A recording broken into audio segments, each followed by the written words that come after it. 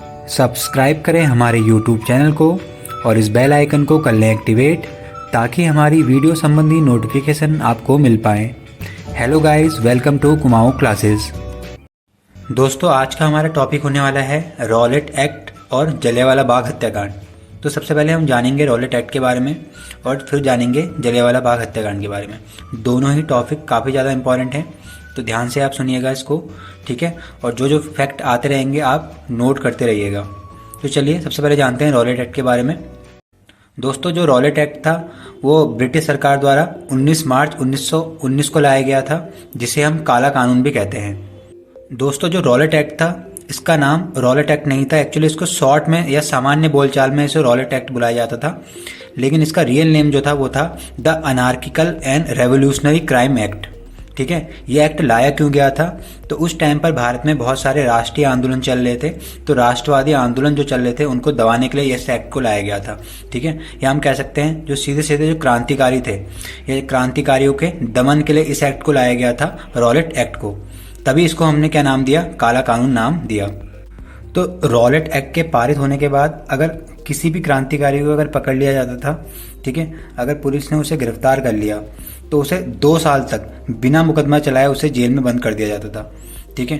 तो बहुत ही ज़्यादा कड़ा कानून था ये, ठीक है। अगर किसी भी रेवोल्यूशनरी को, ठीक है, या किसी भी क्रांतिकारी को अगर पकड़ लिया पुलिस ने तो 2 साल तक बिना मुकदमा चलाए उसे जेल में बंद कर देंगे, ठीक है। तो अगर वो क्रांतिकारी अगर जेल में पकड़ा गया, बंद हो गया, तो ना ही वो वकील कर सकता है, ठीक है, ना ही वो कोई अपील कर सकता है, ना ही वो कोई दलील कर सकता है, ठीक है।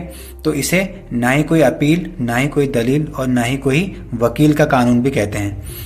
आइए दोस्तों, अब इस एक्ट के बारे में थोड़ा सा और कुछ जान लेते हैं, ठीक है। इसकी थोड़ी पृष्ठभूमि जान लेते हैं कि किसके द्वारा इस एक्ट को लाया गया था, ये योजना किसकी थी। तो एक्चुअली उस टाइम पे भारत में बहुत सारी क्रांतिकारी गतिविधियां बढ़ रही थी, ठीक है। तो क्रांतिकारी गतिविधियों के दमन के लिए उस टाइम पर जो अंग्रेजी सरकार थी उन्होंने 1917 में न्यायाधीश सिडनी रॉलेट की अध्यक्षता में एक समिति का गठन किया था, ठीक है। तो 1917 में अंग्रेजी सरकार ने क्या करा? न्यायाधीश सिडनी रॉलेट की अध्यक्षता में एक समिति का गठन करा, ठीक है। और इस समिति का उद्देश्य क्या था?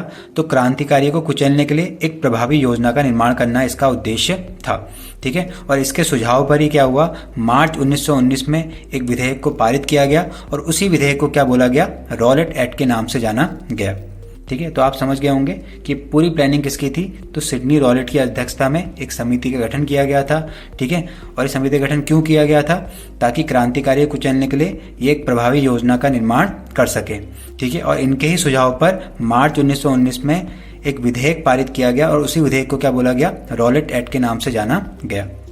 तो जब रॉलेट एक्ट पारित हुआ था तब उस टाइम पर भारत के वायसराय कौन थे? तो लॉर्ड चेम्सफोर्ड उस टाइम पर भारत के वायसराय थे और रॉलेट एक्ट को काला कानून के नाम से जाना गया, ठीक है। तो इससे क्या हुआ? पूरे देश में और भी व्यापक आंदोलन भड़कने लग गए, ठीक है। और गांधी जी ने क्या करा? इस कानून के विरुद्ध 6 अप्रैल 1919 को देशव्यापी हड़ताल बुलाई, ठीक है। तो रॉलेट एक्ट के विरोध में क्या हुआ? बहुत ज़्यादा जुलूस निकाले गए, ठीक है। दुकानें वगैरह सब बंद कर दी गई, ठीक है। और अंग्रेजों के खिलाफ जो क्रांतिकारी थे, भारत के लोग थे, उनका गुस्सा फूट पड़ा था, ठीक है। और गांधी जी का दिल्ली आने पर अंग्रेजों ने क्या कर दिया था? प्रतिबंध लगा दिया था। ये भी आपको पता होना चाहिए, ठीक है, कि अंग्रेजों ने क्या करा था? गांधी जी के दिल्ली आने पर प्रतिबंध लगा दिया गया था। दोस्तों, रॉलेट एक्ट के विरोध में किस व्यक्ति द्वारा लगान न देने के लिए आंदोलन चलाया गया था? तो उनका नाम था स्वामी श्रद्धानंद। ये भी आपको याद रखना है, ठीक है। तो रॉलेट एक्ट के विरोध में स्वामी श्रद्धानंद ने लगान न देने के लिए आंदोलन चलाया था। तो ये था हमारा रॉलेट एक्ट। चलिए अब जानते हैं जलियांवाला बाग हत्याकांड के बारे में। तो दोस्तों, जो रॉलेट एक्ट होता है वो भारतीयों के बहुत ज़्यादा विरोध करने के बावजूद भी अंग्रेज सरकार उसको पारित कर देती है, ठीक है। तो रॉलेट एक्ट के तहत ही क्या होते हैं? अमृतसर के 2 प्रमुख नेता जो होते हैं, प्रमुख आप कह सकते हो क्रांतिकारी होते हैं, उन दोनों को गिरफ्तार कर लिया जाता है। एक का नाम होता है डॉक्टर सतपाल और दूसरे का नाम होता है सैफुद्दीन किचलू। तो इन दोनों को अंग्रेजी सरकार गिरफ्तार कर लेती है रॉलेट एक्ट के तहत, ठीक है। तो इससे क्या होता है? अमृतसर की जनता भड़क जाती है, ठीक है, काफ़ी ज़्यादा नाराज़ हो जाती है, ठीक है, और इकट्ठा हो जाती है जलियांवाला बाग में, ठीक है। तो ये इकट्ठा होती है और शांतिपूर्ण वहाँ पर भाषण वगैरह कर रहे होते हैं और अंग्रेजी सरकार का विरोध प्रकट कर रहे होते हैं कि डॉक्टर सतपाल और सैफुद्दीन किचलू की रिहाई करो। तो ये बात पहुँचती है जनरल आर एस डायर के पास, ठीक है।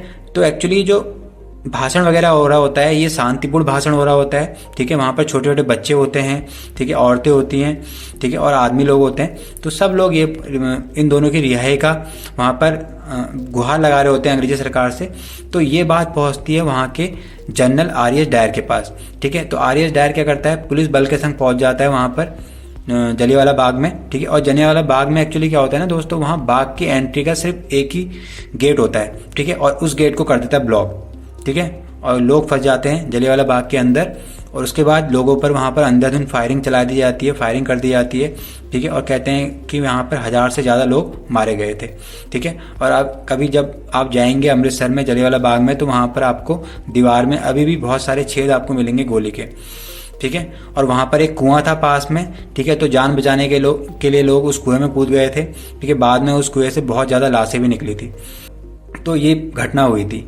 ठीक है, उस टाइम पर जो अमृतसर के गवर्नर थे वो कौन थे, तो सर माइकल ओ डायर थे।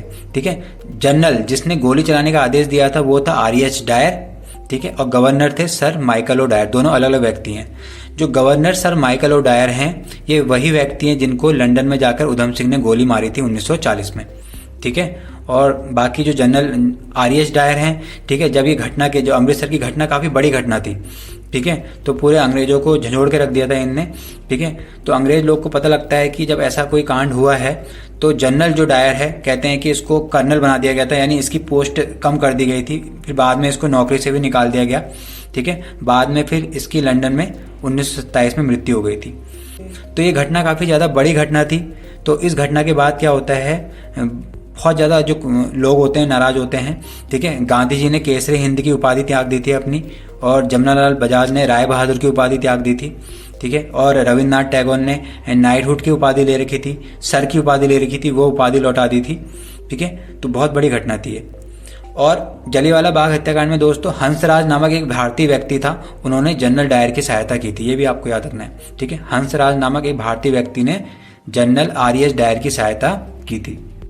जलियांवाला बाग हत्याकांड के विरोध में वायसराय की कार्यकारिणी परिषद की सदस्यता से इस्तीफा दे दिया था के शंकरन नायर ने, यह भी आपको याद रखना है। के शंकरन नायर ने क्या करा था, वायसराय की कार्यकारिणी की परिषद से इस्तीफा दे दिया था ये घटना के बाद। उसके बाद दोस्तों जलियांवाला बाग हत्याकांड की जांच के लिए 19 अक्टूबर 1919 को लॉर्ड हंटर की अध्यक्षता में एक कमेटी का गठन किया गया, जिसको कहा गया हंटर कमेटी। तो ये भी आपको ध्यान रखना है। ठीक है, हंटर कमेटी किसके लिए बनी थी, तो जलियांवाला बाग हत्याकांड की जांच के लिए हंटर कमेटी का गठन किया गया था लॉर्ड हंटर की अध्यक्षता में। एक कांग्रेस की अध्यक्षता में भी एक कमेटी बनाई गई थी, वो भी आपको ध्यान रखना है। तो कांग्रेस ने जलियांवाला बाग हत्याकांड की जांच के लिए मदन मोहन मालवीय के नेतृत्व में एक आयोग बनाया था। ठीक है, तो ये भी आपको ध्यान रखना है। तो इस आयोग में और भी बहुत सारे सदस्य थे, जैसे इसमें मोतीलाल नेहरू थे, महात्मा गांधी थे, C.R. दास थे, बदरुद्दीन तैयब जी थे। ठीक है, और M.R. जयकर थे। तो ये भी आपको ध्यान रखना है। ठीक है, हंटर कमेटी और मदन मोहन मालवीय की अध्यक्षता में कांग्रेस ने क्या करा था, एक समिति का गठन करा था जलियांवाला बाग हत्याकांड की जांच के लिए।